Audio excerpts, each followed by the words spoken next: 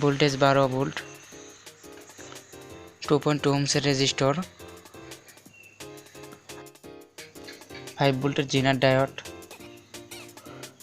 যে কোনো জিনার ডায়োডের রেড প্রান্ত নেগেটিভ আর ব্ল্যাক প্রান্ত পজিটিভ। প্রত্যেকটা জিনার ডায়োডের একই মাপ।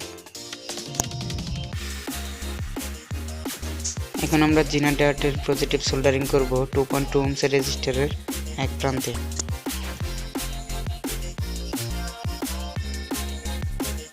তারপর আমরা 12 ভোল্টের কানেকশন দিব, 12 ভোল্টের পজিটিভ কানেকশন দিব আমরা 2.2 ওহমসের রেজিস্টরের আরেক প্রান্তে, আর নেগেটিভ কানেকশন করব জিনার ডায়োডের নেগেটিভে রেড প্রান্তে।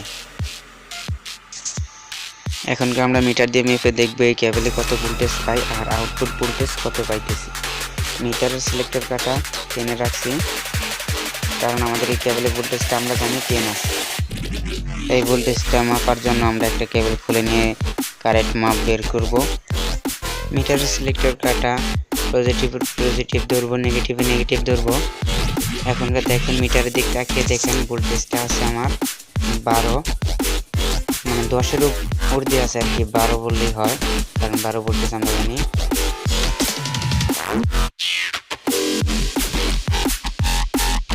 এখন কেবলটা আবার আমরা লাগিয়ে দেব।